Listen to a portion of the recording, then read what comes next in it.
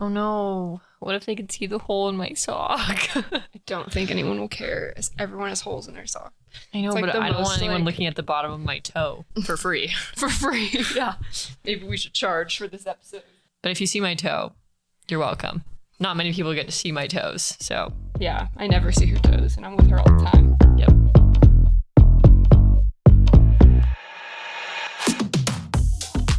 Everyone, welcome back to What They Don't Say. Today, we're going to be taking a little bit of a different approach, a little different style. And We're actually not what they don't say today. This is therapy. this is Welcome, therapy bitches. session. This is our therapy session. Welcome. We're just going to be talking about some stuff that's been going on in our lives because we need to unpack it. You know, there's shit that needs to be said. A little bit of just like relevant what happened this weekend for both me and Shannon. We're going to be taking some deeper dives into the past. You know, we're always supporters of going to therapy, talking to people, and shit can be heavy sometimes. And we wanted to unpack it today with you all because we just love you so much. And obviously, you want to hear about all of the depths of our lives. So, Because we're so fascinating. because we are so cool. All right. That's sarcasm for Yep. those who don't know. Okay, let's dive in. Shit's been going on. Life is hard sometimes. And we're going to take a little bit of a break from talking about specific sexual assault stuff. And we're just going to talk about life stuff because Yeah. life brings challenges regardless of what you're going through. And I'm tired. Shannon's tired. We've both been having like really random, like weird depressive episodes. My roommate doesn't really listen to the podcast because she's like, I emotionally can't handle hearing about sexual assault, which is totally valid and totally okay. Because sometimes we sit down and I'm like, wow, it'd be really nice to have a podcast where you just get like talk about random shit all the time. But, you know, we don't want to become that podcast where all we do is talk about random stuff. You know, we have a goal here. We want to spread the word about sexual assault and everything like that and create conversations about it. But it is tiring. And we have things outside of this podcast that we do, and we have other parts of our lives. But I also think that like one of the points of this podcast is to recognize that even if we're not talking about something specific to sexual assault, our lives, our bodies, our minds are all systems. And so it still might have been impacted by something that had to do with the trauma you went through or an experience after the trauma. And so like, yeah, maybe those random depressive episodes you're having that feel like they're caused by no reason are being caused by some underlying trauma. And it's important to recognize that. So like, even if we're talking about, you know, boys and relationships and like friendships and stuff like that, it all works as a system. Things can impact each other and have a domino effect on each other. And I think it's really important to recognize that. And that's why this is called sexual assault and everything in between. Yeah. Because all that other stuff might not seem like it's directly relevant, but it doesn't mean it's not connected. We do have bad days or we do have bad moments or just like 45-minute long depressive episodes that we don't really understand, but they probably are linked to the fact that you have dealt with some sort of like really deep trauma, and not to mention the fact that we do hold trauma in other parts, not just Of our our body, body. Yeah. right? And so sometimes it's not just like a memory, but it's a response and a reaction that our body has. And maybe we don't quite understand that in the moment, but in hindsight, we can look back and be like, well, maybe that like one thing happened that one day indirectly because of something that I struggled with a few years ago or a few months ago or a few weeks ago, whatever it might be. So I didn't want to put that out there because I think it can be hard to have something happen to you or just to feel a certain way and not understand why. Right. And I think that's really frustrating, right? Like when you're feeling like really anxious and depressed and you can't figure out why, you feel like even more fucked up. It's really exhausting Yeah. to sit there and try to like find the root of the problem. And if you can't find the root of the problem, you feel like you can't fix the way that you're feeling. And then that can create a lot of just unhealthy cycles in general. Yeah. It's kind of like when you have something physically wrong and so you go to the doctor and you don't want them to come back and be like, oh shit, like you have cancer, like your arm is broken, whatever it might be. But also you kind of want them to come back with an answer so that you it's can- like you're validated. Like your stomach pain isn't just like, oh, you're Not a stressed phantom out. pain. It's like, no, your stomach pain is being caused by the fact that you are allergic to gluten, you know, whatever it might be. Like you want a reasoning for why you're feeling a certain way. And so when we don't get those in the moment when we're feeling shitty, it just is it's exhausting. It's so exhausting. We have experienced a lot of moments like that. that are important to talk about, and they're important to talk about as a sexual assault victim and survivor. Yeah. From right? That because sort of, that lens. Yeah, it's important to have that perspective on, like, we could take a topic about anything random in life, and having it from a perspective of a survivor or victim, I think is really valuable, because someone out there might also have that perspective, but not be able to share that perspective with many people. So what are you struggling with right now, Lauren? Oh God, where do we begin? What's the most, not pressing thing, but maybe something that's been taking up a lot of emotional space in your life? I think our theme today is how being in healthy relationships can actually make you need to go to therapy even more. It makes it more important, because all of the little sneaky previous traumas that you have, the light becomes a lot brighter on them when you're in a healthy situation, because you can't just be toxic. It's like a fucking magnifying glass. Like, you can be in this really healthy relationship, and then you do something that is like maybe a little toxic or maybe like a little immature, and then it's like, whoa, like, what the fuck are you doing? Like, why are you acting this way? Why are you lashing out? Why are you like so angry for no reason? And it's just like, in a toxic relationship, it would just turn into like this fucking Big dumpster fire. Because it's okay in a toxic because it's relationship. okay to like be a bitch or like lash out or say stupid shit or get angry for no reason, because the other person's also probably doing those things. But when you are with someone who's like actually emotionally mature and you like lash out, I know Shannon can speak on behalf of this, but like, and you like lash out, and then you're just sitting there and you look like a puppy who has like done something bad. You pooped on the floor. You like pooped on the floor, and you're like, your person is just like, what, I'm so confused. Like, why are you mad? I don't understand what's going on. Like, I don't understand why you're upset right now. And you're just sitting there and you just like, like, you just like want to bark at them because you're angry, but like you have not really a logical reason for being angry. Like, you're just taking this like bit of toxicity that's been like hiding in your body and just like exploding, it unleashes, onto a person. And because that behavior, it's not saying that you can't be upset in a healthy relationship, but if you're with someone who is emotionally mature and who is healthy, that behavior, like, it's not really tolerated, because they're not interested in toxicity, in something being unhealthy. They're interested in happiness, making sure that you're loved and cared for, making sure that you're having good communication. And, you know, it doesn't fall into good communication, toxicity, craziness, just being a psycho to be a psycho. So let me guess, you were toxic and your boyfriend was not. Yeah. Can you explain Obviously. what were you doing that was toxic, and explain, just give us a rundown, because our people want context. Okay, I think that like a good example of this would be how petty and stubborn I can be. And so, for example, last week, my boyfriend said, hey, on Friday I got out of work early. I could come drive up, see you. We could hang out. And I was like, awesome. I got off work at 4. Like, let's do something. And then Friday rolls around, and I'm like, well, he hasn't fucking texted me, so like, fuck him. I'm not gonna text him. Like, he has to text me first. He has to be the one that's proactive. Like, I'm not gonna be the one that's goddamn fucking proactive. And so I make plans with my friends instead of sticking to his plan of initially seeing you. Yes. Okay. And then he makes plans with his friends. And then I'm how like, dare he? I'm like, how fucking dare he make plans with his friends when he said he was going to come hang out with me, whereas I'm over here making plans with your friends. Yeah, out drinking with my friends. And like, I literally did the same thing, and I was like so pissed off at my boyfriend, because I was like, I can't believe he didn't text me and like solidify our plans, and now he's like out with his friends. Like, how, like, screw him. I was so fucking pissed off.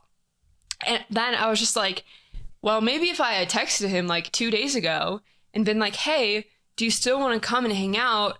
None of this would have happened. And so I was just like pissed off, and I was just being super stubborn and super petty. So then for the whole weekend, I was like, I'm not going to text him. Like, I'm not going to make plans with him. Like, he has to make the plan. Yeah, literally. And I'm like, God, like, I hate that I did that. But then on Saturday, I was hanging out with one of me and Shannon's friends, who's also friends with my boyfriend. And like, I am like talking him through these mindsets, and he is sitting there and he was like, Lauren, you just need to get off your fucking high horse.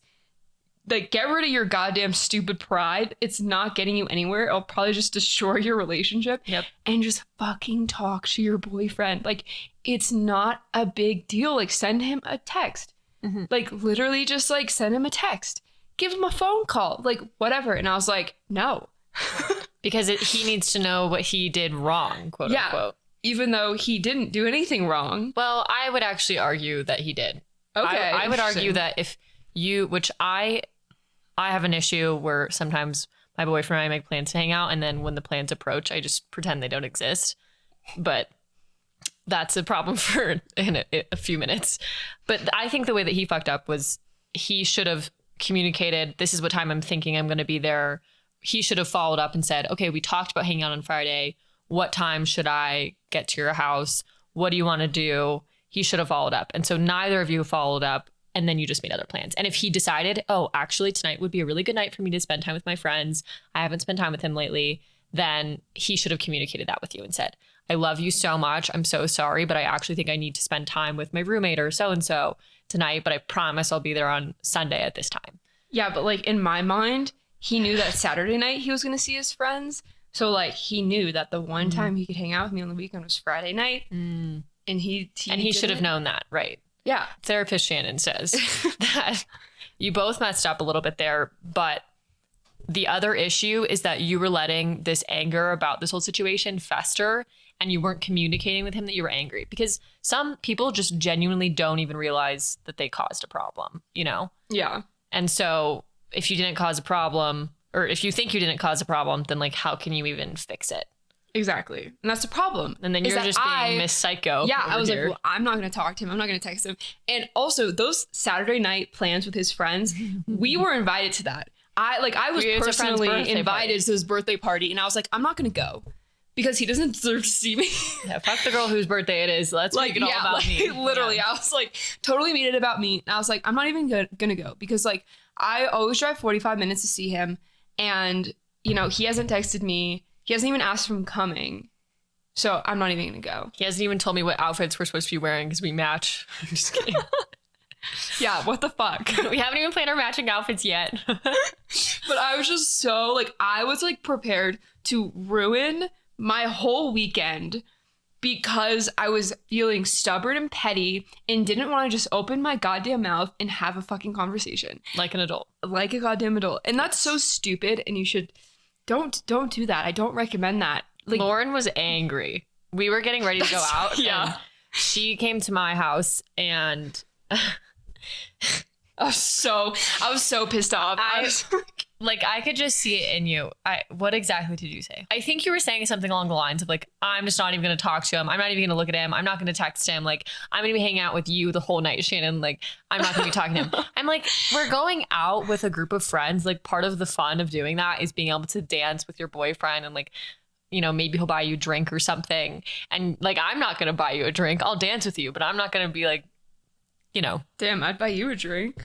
Okay, well, maybe I would buy you a drink, but I'm not like running with money right now. So neither. The point is yeah, you were harboring all of this anger from this one thing, and you were dragging it into every aspect of your weekend. And in turn, it was probably just actually going to make your weekend a hell of a lot worse than if you had just communicated in the first place. Yeah. Exactly. We get to the gathering. How did all this end up getting resolved between you and Mustache Man? Is that what we're calling him? I don't fucking know. Whatever. I think we call your boyfriend Mustache Man, right? We can today. Today, her boyfriend is Mustache Man. Man, if he shaves his mustache, we're gonna have to really. You're just gonna have to break up with him. Yeah, I guess so.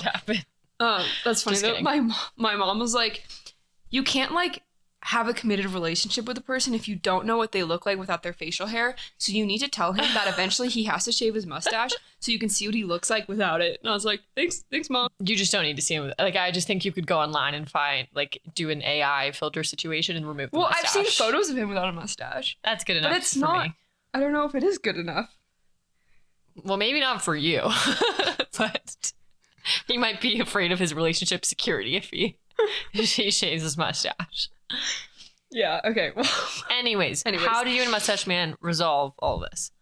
Okay, so we show up to this party and I am fully like he comes up to me and he's like, hi, baby. And I'm like, there are flames coming I am out. like, get away from me. No, I don't actually say that. But there are flames But blasting I'm just out like, of Lauren's like, eyeballs. hi. And then I like kind of just walk away. Like, I'm just so like, I'm not. And it's not like, here's the thing. This was our friend's birthday party, but there was a lot of people there that we didn't know. No, so like, it's not like... I did not know anyone. I was like, I don't know who these people are, but like... So it's not like you were just able to just walk into a mob of people that you knew. Like, you were actively choosing to isolate yourself further by not talking to your boyfriend. Yes. I literally knew maybe 5 people there in total out of like 30. I was not putting myself in a good social situation. But I just like didn't want to like...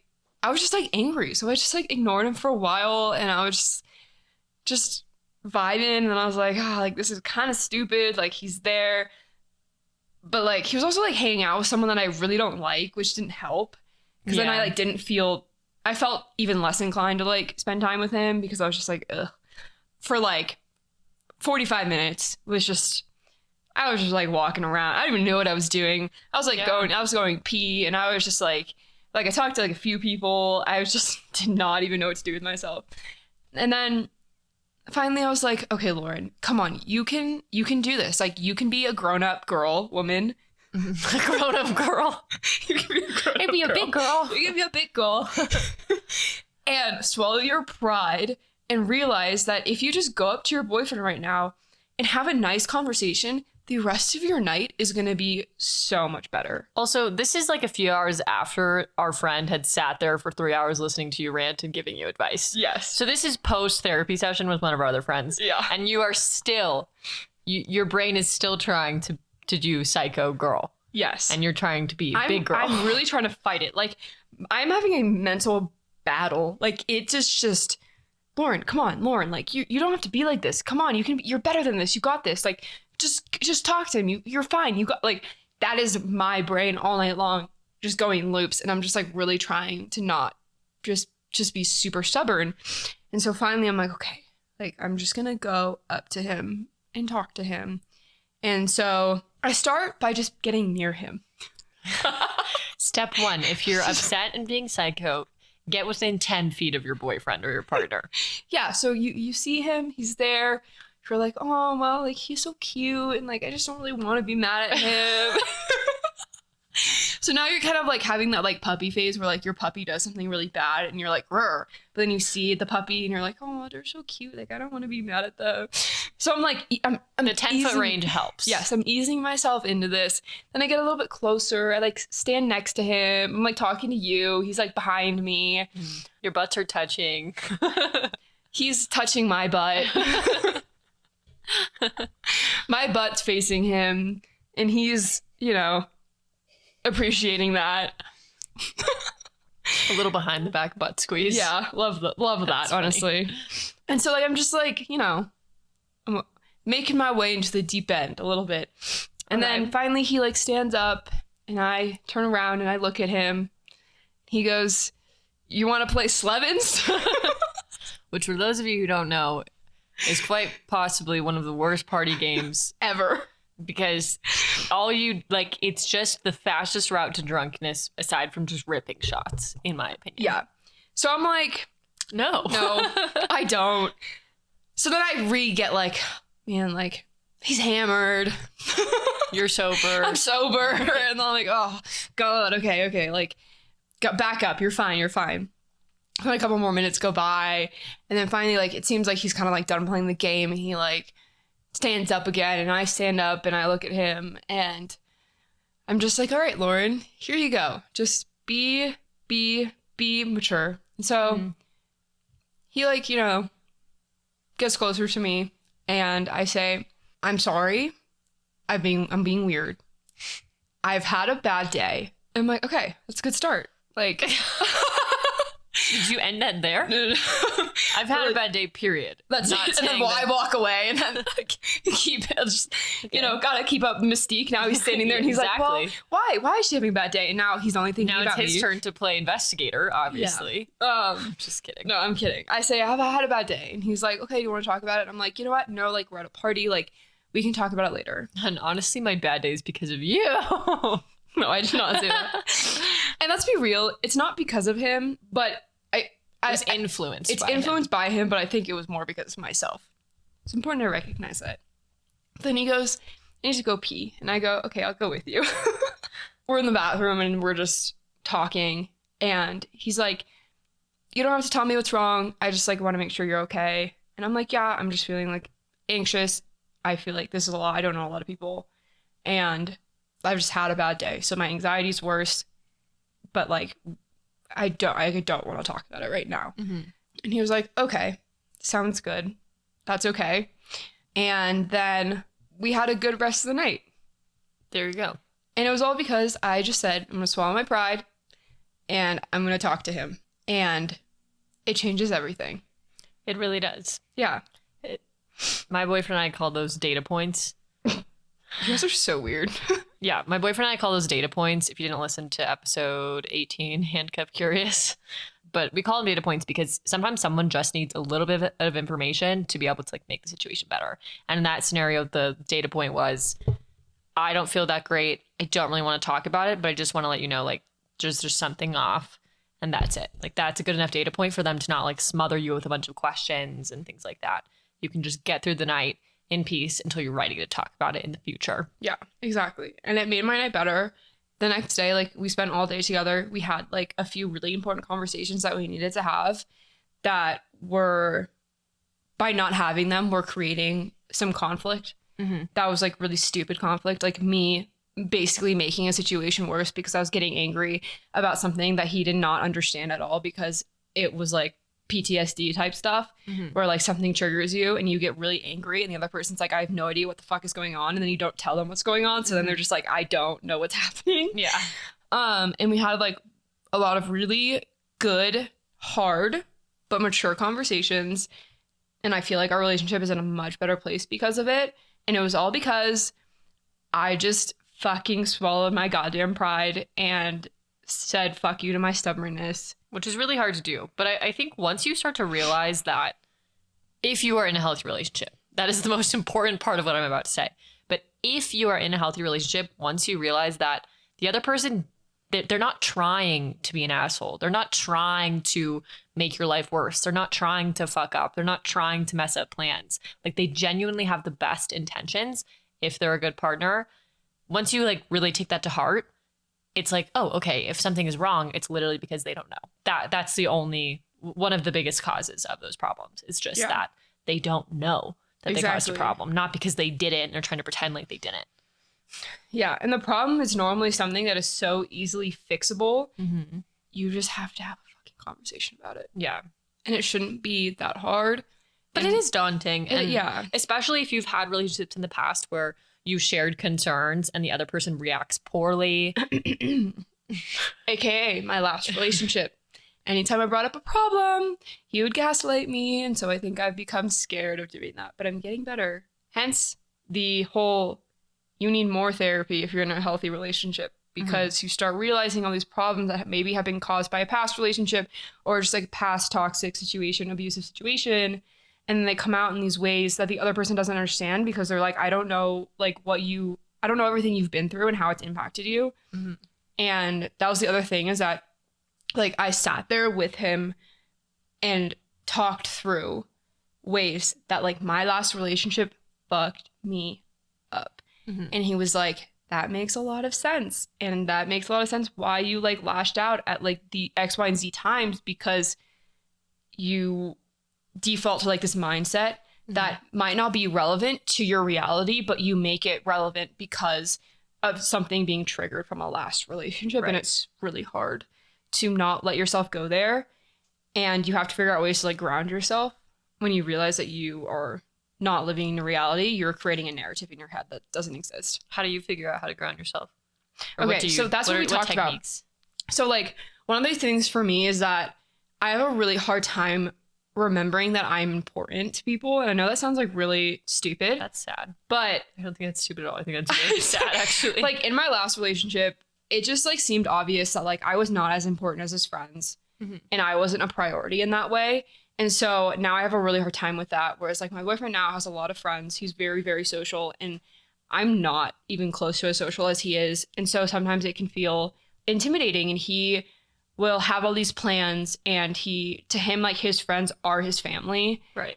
And he will go out and, like, do all these things, and then I'll, like, wonder if he cares or if he misses me or if he, like, wants to be with me. And then, like, I won't ask him to hang out because I think that he would just rather hang out with his friends. I have mindsets like that. And they're really stupid, and they're not grounded in any facts. Right. Like, there's no evidence in my relationships to support these thoughts that are going on in my brain. Right.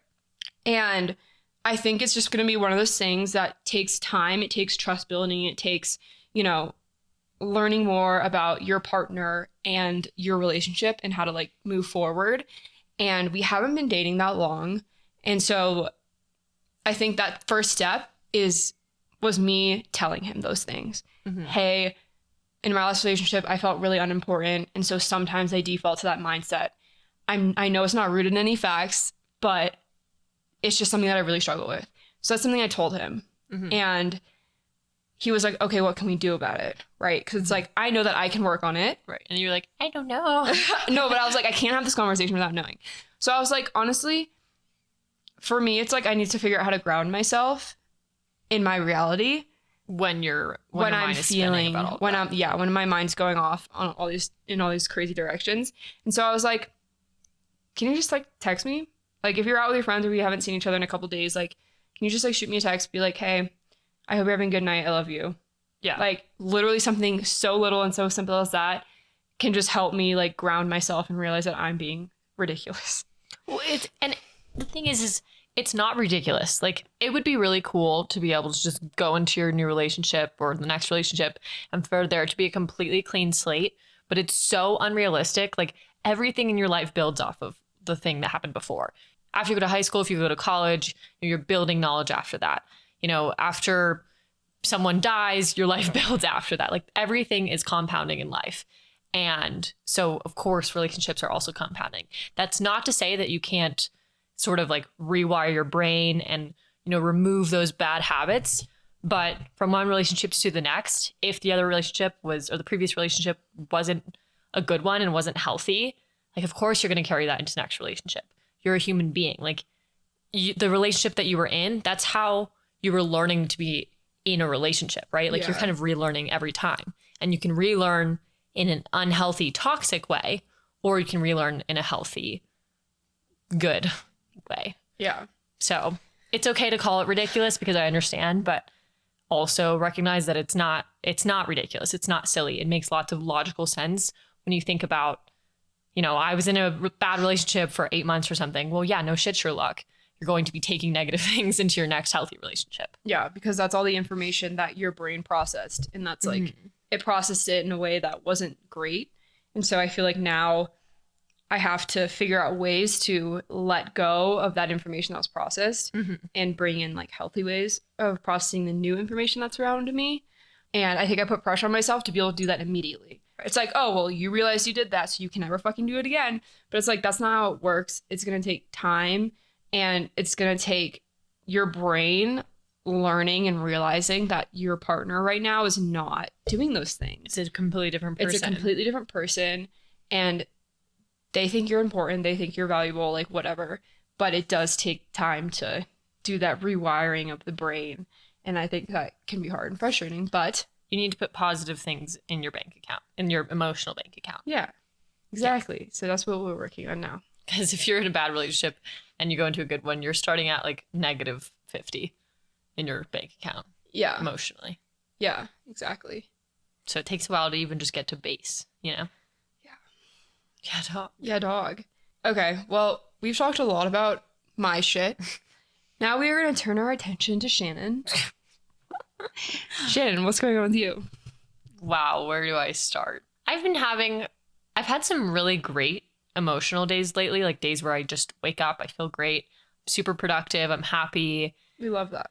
And then I've had some days where, like, I'm still productive and stuff, but I just feel, like, sad and drained. And I don't know if it's a hormonal thing. Like, that's something that I feel like women especially have to deal with, is that when there's emotional problems, you have to go down the checklist of, like, okay, am I about to start my period? Am I pregnant? Am I like just in a weird spot of my hormonal cycle, or is it something else going on? Is it all the above?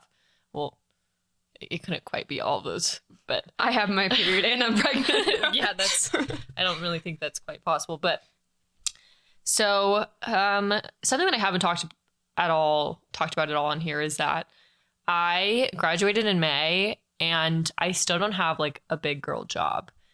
And I work part-time for a company that I had an internship with like a long time ago. But the point is like I've watched all of my friends graduate from college, get these like awesome jobs that are in the field that they wanted to be in. And a lot of them are even moving to like their second company now. Like one of our friends worked at a big company and now he's going to work at a startup and he's like starting a whole department. Okay, yeah. But my point is like that's what you're told. Is you're told that you're going to go to college, if you work hard, you'll graduate and you'll get a good job. And I went to college and I worked really fucking hard and I applied to so many jobs before college even ended. Nothing happened. I've applied to hundreds of jobs and I've had one interview. And I'm doing all the things, networking, meeting people, cold emails, calls, like all of it. And so something for me is just realizing that there's not like my value isn't in having a job or not, right? And that's really hard because in your early 20s, that's what you're taught kind of is your value is like, what are you doing for work? What sort of career path are you taking? So that's like part one of my frustration is just, it's been so many months now and it's so exhausting to fill out those stupid fucking job applications that are different on every website and just to get denied over and over and over again. And some days I'm like, that's okay. Like I just haven't found a good opportunity. Like I would much rather wait for a better opportunity than settle for something. But then other days it's just a thing of, wow, it would be really nice to like be furthering my career. And so that's thing one. Okay. I guess. Okay. Well, I think I feel very vulnerable for talking about that. Everyone's probably like, oh, loser. I don't think anyone thinks that. I think that one, it's really hard not to compare yourself and it can be really easy to sit there and be like, I can't compare myself to all my other friends and what they're doing. But like it's really hard. It's really fucking hard not to because you see people have their successes, you see them have their failures, whatever. It's just much easier to sit there and compare yourself to what everyone else around you is doing. And everyone does this, right? Every fucking person compares themselves. And like, it sucks. It really does because everyone has a different path. Everyone's doing different shit. Like your path is not going to look like your friends or the person next to you, whatever it might be. And I also, I talk to like a lot of my friends who are like in grad school with me and things like that, who are older, like they're like 31, 32 years old. So they have gone through their 20s. They've experienced those things. And they all tell me, you know what? I wish I hadn't graduated college and been like in a rush to get myself some sort of crazy career job because I didn't have any life experiences. I didn't do passion projects. I didn't do things that I cared about.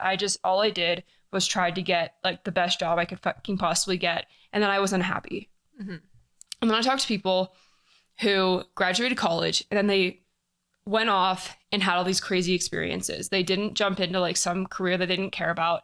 They like worked some random jobs. They made money in the ways that they could, but they went and had life experiences that they thought valuable. And now as like a 30-year-old, they're like, I am so happy I did that.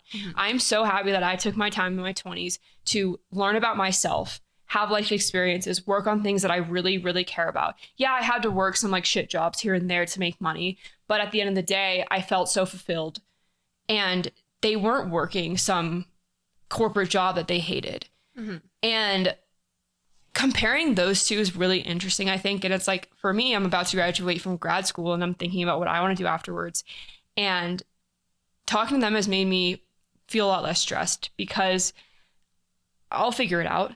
You'll figure it out. A lot of people worked random ass jobs after they graduated with fucking engineering degrees because sometimes that's just like what you have to do to take time to figure it out. But like, that's okay.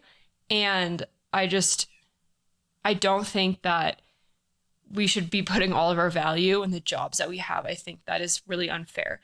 Like, one of my friends, she works in retail at Patagonia, and a lot of her, I know I've told you about this, like a lot of her coworkers, some of them like worked on Wall Street, and they were like, fuck this, I am so unhappy, moved to Boulder, Colorado, started working at Patagonia in retail. They're like, I have time to do the shit that I love.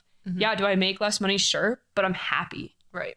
And so they took this career that like everyone deems like, wow, like you're so successful. You're on a pedestal. Like, that's awesome. You're working on Wall Street. You're a finance bro.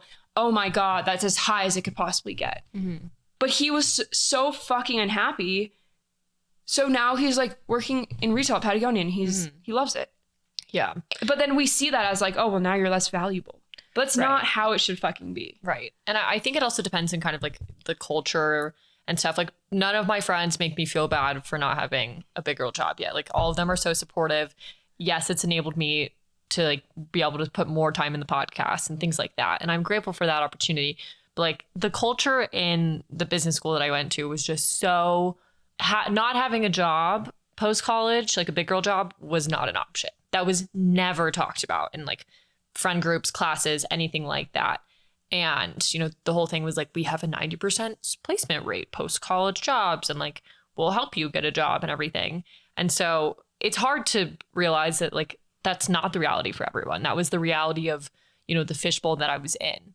And it's just, you know, it's a small battle that I face. I understand that I'm really lucky and blessed to be in the position that I am. And like, I'm not in the streets or anything, you know, like I'm okay. But it sucks sometimes. And that's kind of all that I want to talk about on that. But you're 22. I know, I'm 22. And it feels like, oh, this feels so big right now. And I know I'm going to land on my feet. But it's just like, fuck, man. Like, I mean, it would be nice to be able to be included in the, like, there's a lot of small things that come along with it. Like, all my friends, like, oh, you know, this thing happened at work, and this was the small office chat, and like things like that. And part of me is like, yeah, I don't have to relate to that. Cool. And the other part of me is like, wow, I'm not making all of this money, and I don't get to talk about like the person in the cubicle next to me and this cool person that I met at work today. And I don't get to, I don't know. I don't really want to talk about this anymore. Okay. Well, I'm just getting upset. I know, it's okay. It is upsetting, but I do think that like one of our friends who like really loves the podcast, you know, he told you like, hey, it's so awesome that you're following your dreams. And I know that, shout out, you know who you are. Yeah, you know who you are, but make sure you place value in that, because that's really important. Okay, we can change the subject now. We could talk about something else. There's nothing like, I'm trying to think about things that are like genuinely going wrong in my life. Well, they don't have to be going wrong. We can talk about things, but just that are like going things right. that are, well, just like frustrating things. Like, I think in the future we should do an episode on this, but you guys can let us know. So this is a reoccurring issue in my life, and it's something that no longer occupies a lot of my thoughts, but it comes up, and sometimes I get angry that I'm still upset about it. And this thing is that my last boyfriend cheated on me, and I had never been on that side of things. And it's not like I sit here all day, every day and think, oh, like, that's really frustrating that that asshole did that to me. I don't do that. But just sometimes it comes up and it's frustrating. And then I get like angry. And it's been a while since I got like super angry about it. But when we're at this gathering on Saturday. Yeah. I mean, it makes sense that you got angry. This was triggering, and this girl is a fucking bitch. No, okay. Well, okay. So without giving like too much context or giving things away or whatever, there were some girls from my high school that like we ended really poorly. Like, our relationships ended. I moved away, and it just wasn't a great situation. Like, all of them hated me. They thought I was the biggest snake ever and whatever. And the girl that my ex-boyfriend cheated on me with ends up being in the same friend group as one of the girls from my old friend group, from the girls that hated me. Does that make sense? Yeah, that makes sense. That's really unfortunate, though. And like, what are the odds, Yeah. right? And I only know this because like, you know, you see things on social media, and I like saw this girl from my high school in a picture with the girl that cheated on my boyfriend, or on the girl that my boyfriend cheated on me with. And so I've known it for a long time, but I thought like, surely I would never run into these people. Yeah. And well, it turns out that someone in our group of friends is also friends with the girl that my ex-boyfriend cheated on me with. I don't understand how. I don't really know why either, but whatever. So we're at this party on Saturday, and I see the girl from high school, and there's this other girl who's in her friend group who I've also seen on social media. And not the girl from my high school, but the other girl, I've already met her before. This girl is clearly really drunk, and, to each their own. And I'm like going around, I'm hugging the birthday girl, I'm saying hello to everyone. And the girl that's really drunk goes, "Oh my gosh, hi. Like, I am so-and-so. I go to this college, whatever." And I'm like, "Yeah, I know. Like, we've already met before." And she's like, "Oh, okay." At party, that girl, had just reintroduced herself to me, even though we've already met. And it's her and then that girl from high school. And like, I've run into the girl from high school a few times. We've like settled things. Like, there's no, like, it's just, we're fine. We're adults. There's now. no like bad blood. Yeah. Anymore. It's just, there's no bad blood. So the girl from high school and the other girl come up to me, and one of them goes, not the girl from high school. The other one talks to me, and she goes, "I really shouldn't say this, but I'm actually like best friends with Charlotte. And that's the girl that she had sex with my boyfriend when I was in a relationship with him." And I was like, "Yeah, I know. And for the purposes of the story, we're going to call my ex-boyfriend A." And I was like, "Yeah, no, I know. Like, I dated A. Like, I know that Charlotte had sex with him. Like, I know the whole story." Like, I'm very aware. Yeah, like, I'm Thanks for telling me again. Yeah, I'm really fucking aware. And she was like, "God, A is just such a fucking asshole. Like, he just sucks, and like, blah, blah, blah." And I'm like, "Yeah, I know. And the conversation continues on for far too long. And that girl from high school is like, "Hey, you should stop talking." And she's like, "You would just totally love Charlotte. Like, honestly, you would get along so well with her." And I'm like, I don't really have an interest in getting to know the person that was willing to sleep with someone in a relationship. Like, I just don't really care. And that really sheds a light on her character. And I understand people make mistakes, but yeah, but it's also, okay. Just the fact that this girl was like, she knew that Charlotte and A like had sex while you guys were together. Like, she knew about the old cheating thing, and is standing there and has the lack of self-awareness to be like, "Oh my God, yeah, like this girl, like I know you probably hate her because like she was like 50% of the reason why your relationship was destroyed. But like you would be like such good friends with her. Girl, no. Just stop. Just stop talking." Even if that were the case, I don't care. Like, even if she not really was some sort of fucking angel and this was like the most out of character moment she's ever had in her entire life, just stop. Dude. That's not cool. Yeah. Like, clearly, this is not like the movie The Other Woman with Cameron Diaz.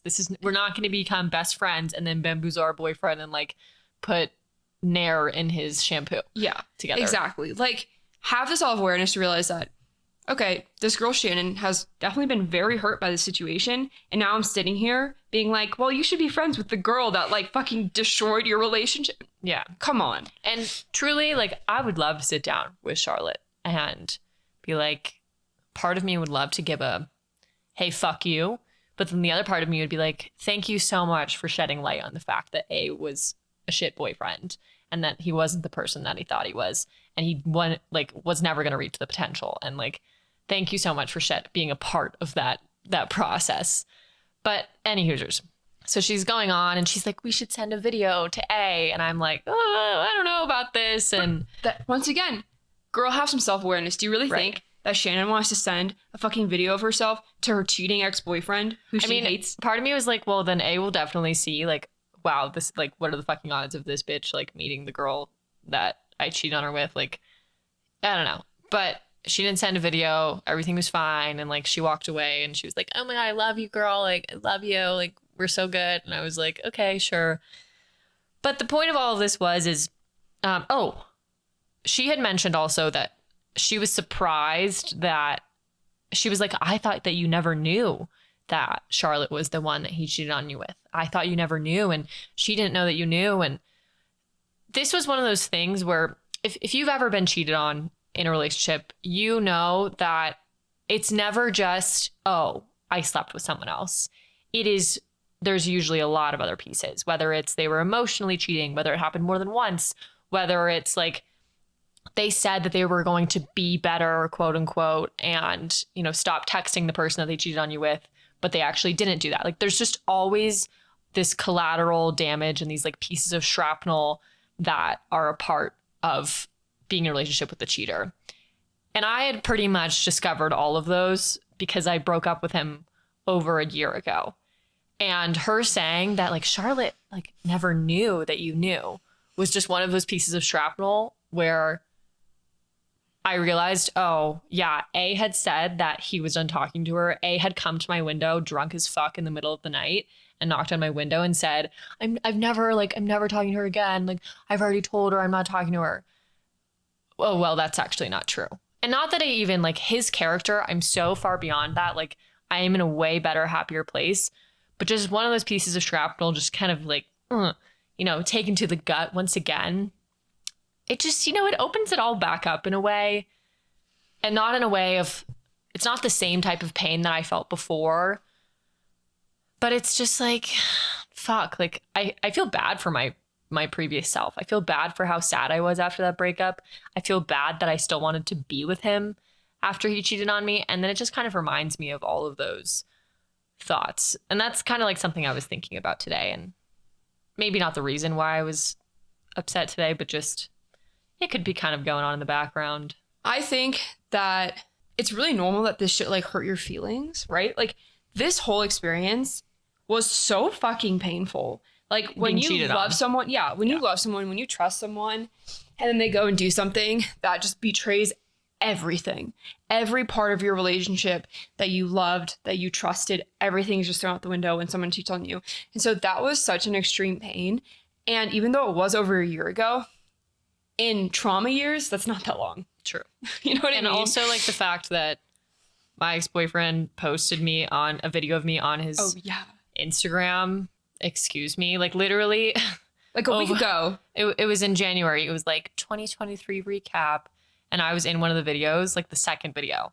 And why? Like, why? Like, and it's probably because I don't know why. It's just one of those things where to get your attention. Yeah, like I don't want to put energy into thinking about it. Like my boyfriend is so great now, and I know it's probably really annoying to hear like for everyone, but there's always those stupid TikToks and Instagram posts that are like, find someone who will heal the wounds that someone else caused you. And that's like literally my boyfriend. Like he really is that. And he has helped me like learn what actual trust is and sort of like helped me with communication. And I have no fears at all ever about him talking to anybody else or cheating on me or anything. And so like I don't want to put energy into this past trauma, but sometimes it pops up and it's frustrating because you don't want to give them any power. But the fact of the matter is like, this person hurt me at one point in time. Yeah. And so it's gonna occasionally take up some space. It's gonna impact you, and it's really hard. Like we talk about this, right? When you talk about healing from like sexual assault, right? It's like, oh, well, like if I'm angry, if I'm upset, then I'm giving my assailant power. But it's like, you need to be upset. You need to get pissed off because that's how you're going to heal. Mm-hmm. And so like, even though that was a long time ago and you have healed leaps and bounds from then, like you are still healing in certain ways. Mm-hmm. And so part of that is going to be just getting pissed off sometimes, especially when some girl comes up to you and is like, I know some Charlotte. Girl that I don't know. Yeah. And it's just like, let's send a video to your ex-boyfriend who cheated on you. Like, then that's going to bring up shit. And you're going to be like, well, fuck that. Like, it sucks. But I do think that is just like part of those things where even, over a year out, you kind of have to deal with in order to heal more and to get into a better place. Like, we all do that. We all think about people who wronged us. Like, I think about my ex-boyfriend who was a piece of shit sometimes, and I don't want to think about it, but I know that like I'm still healing from that. So I'm still going to get pissed off sometimes. And that's okay. Yeah. And just like giving yourself that grace. And I don't think that girl meant to cause problems or torment in my life. I think she was honestly maybe like trying to have a connecting like girl moment of like, fuck this guy, But as you were saying, in order to heal, you first need to feel. And that's something that I need to remind me. Yeah, trademark that shit, everyone. Yeah, exactly. But the only healing is through. And to get through it, you gotta fucking feel it, which sucks. But it's just a part of life. Here we are. The final thing that I want to talk about is something that if any of you guys are Call Her Daddy listeners, then you've probably seen, Alex Cooper talk about this on her TikTok or something. Alex was talking about how everyone like who works out. Oh my God, I knew you were going to say this. She was like, yeah, people love working out and they get endorphins and blah, blah, blah. And I spent a lot of my life, I was an elite level athlete for a long time. I worked out like 6 hours a day, every day, 6 days a week, whatever. And then post ice skating, I took up weightlifting for a while. Like I've moved my body. Like I've had periods post skating where I've taken care of myself from a workout perspective. And I've really fallen out of that probably since like maybe April of this year, or excuse me, April of last year. And like, I don't really work out anymore. And whenever I do work out, I don't feel good. Like I don't get the endorphins. I don't like it. And that's partly probably because I am not as strong as I used to be. So, you're getting sore more often. It's not as fun to lift, to curl 10 pounds as it is to bicep curl 25 pounds. Not that I've ever been able to do that. But the point is like, I don't like working out. And like, I feel like all I do is I wake up at like 7 a.m. and I sit at my laptop and I work, and then I work on the podcast and I apply to jobs and I feed myself and then I go to bed. And that's fine because I'm being really productive in these other areas of my life. But physically, I kind of feel like not garbage, but I don't feel stellar. And that's frustrating because I don't want to work out, but I just want to look hotter.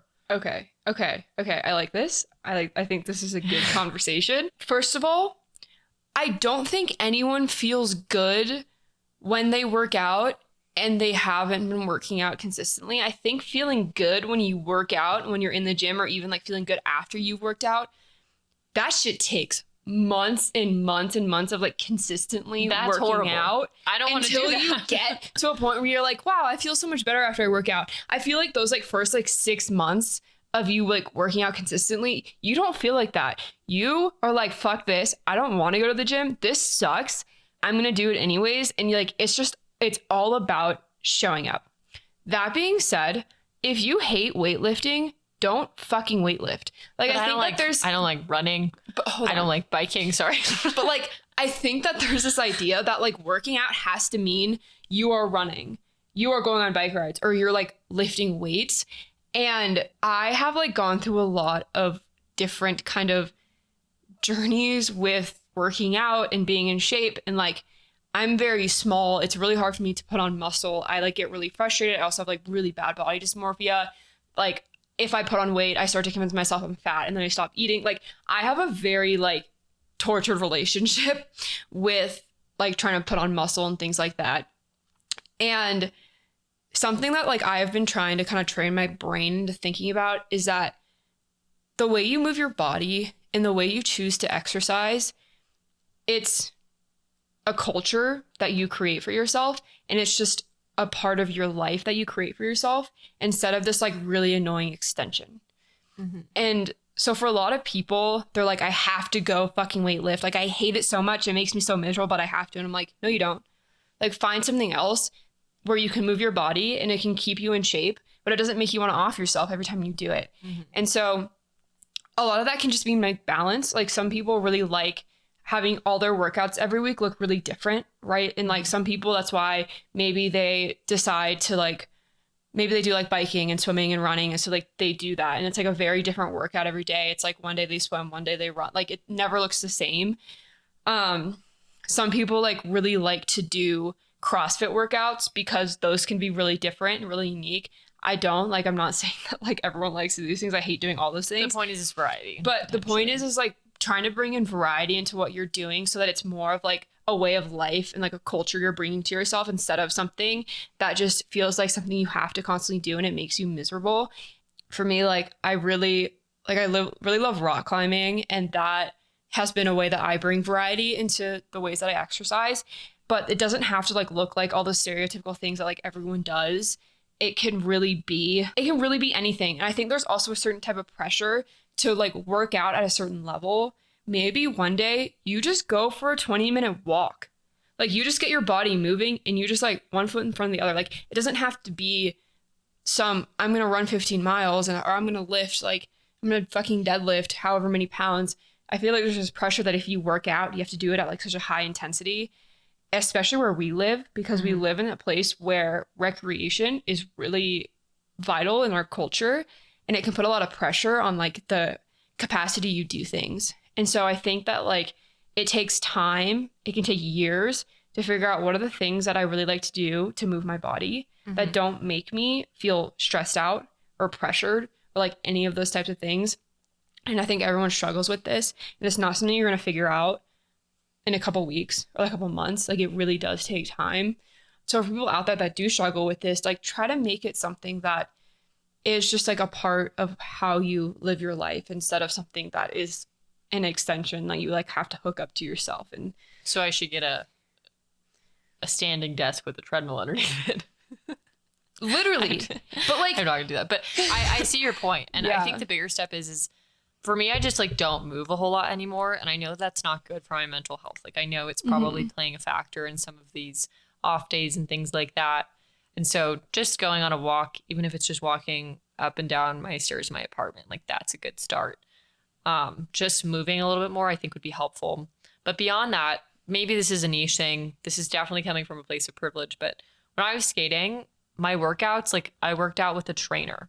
And so, you know, when I was strength training 3 to 4 times a week, I would be going in and someone would already have the workout laid out for me. I already had a diet plan. Not only was I moving a lot in the ice rink, but I was moving a lot out of it. And everything was curated for me. I didn't have to make any decisions. And like, I always had that piece of accountability. Like there was never, like I was never working out without someone telling me what to do. Yeah. And so obviously I've been out of that world for a long time, and I've learned that I am capable of going to a gym and like, I know what to do and everything like that. But I think there is sometimes still just that residual. It's a lot harder to be the person it's a lot harder to not have someone telling you what to do. It's a lot harder to have to like hold yourself accountable. And yeah, you can get accountability partners and whatever, but you can't always have that all the time.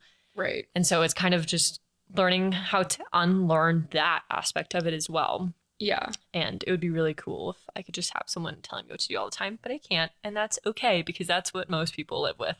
Yeah. I mean, going from sports, whatever sport that is, and having those training plans and, you know, being like, well, I have to do this. There's a purpose, yeah. To kind of figure out your own fitness journey can be really difficult and really hard. Honestly, like I have a lifting app that tells me what to do every day. What app is it?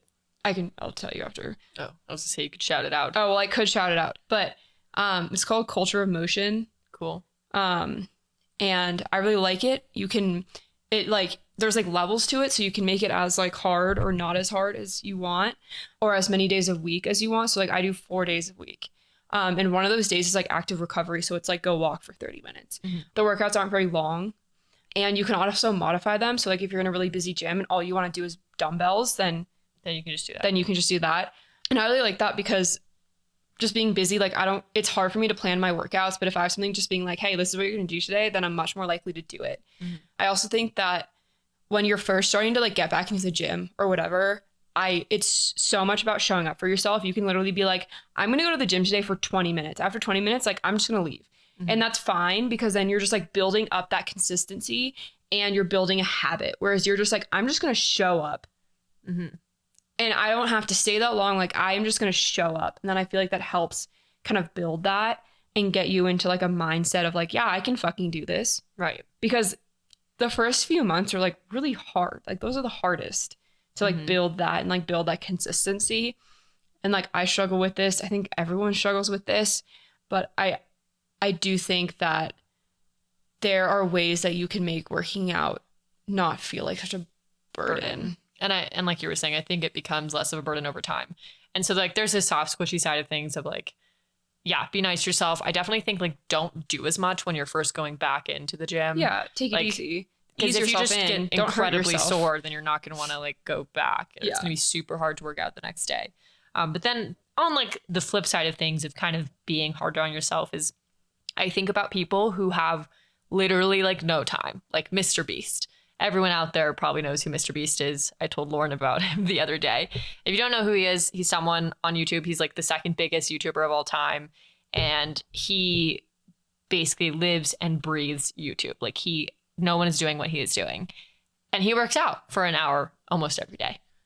And like, if he can do it, when I know that every minute of his day is taken and he's built in time for it, then I can fucking do it too. Yeah. And on the other side of things, it's like, I don't want to be a decrepit 40-year-old person who never moved their body in their 20s, so they never established a routine. And so fucking get up and do it. But it can also be like doing bodyweight workouts in your apartment. Yeah. Like, I don't need to, Like, you don't have to go to like a crazy busy lifting gym. You really don't. Like, you can get yourself in shape in your own apartment and not have to like deal with that if that is something that like gives you anxiety or stresses you out a lot. Like, last semester, I wasn't lifting very consistently because I was really busy, but I don't think is an excuse. I think that's like, at least for myself, I don't think that's an excuse. I think like I just was overwhelmed, whatever. But when I started to like get back into the gym for the first 2 weeks, I just did one round of everything. Oh, like one set? Yeah. That's a good idea. And so it was like, it didn't feel overwhelming. It was like, all I have to do is like, I just have to do like one round of front squats, and then like I can do one round of this and one round of that, and then I'm done. Like, I'm literally in here for like 20 to 30 minutes max. It feels so attainable instead of being like, I have to do 4 rounds, like all this stuff, I'm gonna be in here for 2 hours, like I don't know where all the equipment is, like I don't know where the machines are, like I'm so stressed out. Like, it allows yourself to like ease your way in. So literally going at it from a perspective of, do something that you actually somewhat enjoy doing. You don't have to enjoy it a whole lot. And I'm saying this mainly for myself and you guys, but mainly for myself. Like, finding something that doesn't make you want to blow your brains out when you think of it. And then putting in like a time limit on it, like putting a 20 to 30 minutes or a rep limit on it or a set limit on it, and just showing up. And like, I've had a lot of different in and out phases with the gym, but when I was getting back into it a long time ago, or a few years ago, like my sophomore year of college, I said, okay, I can go to the gym for 10 minutes. And if after 10 minutes, I still don't want to be there, then I'll just come home. Like, that's okay. But the point of all of this is if you guys are struggling with working out, or like you want to get into it, or you want to get back into it, just know that I'm right there with you, and you and me are on the struggle bus together, and we just need to take it slow, be nice to ourselves, but also remember that like, it's not a time issue, it's a priority issue. And it's just like putting a little bit of a fire under your ass and finding a way to get yourself to move your body. Because at the end of the day, that's what's the most important. Yeah. And I'm struggling too. Yeah. And if anyone needs like motivation or advice, support, like, you can DM us, you can email us. Because like, we've been there, and I've been there. I also used to be a strength trainer.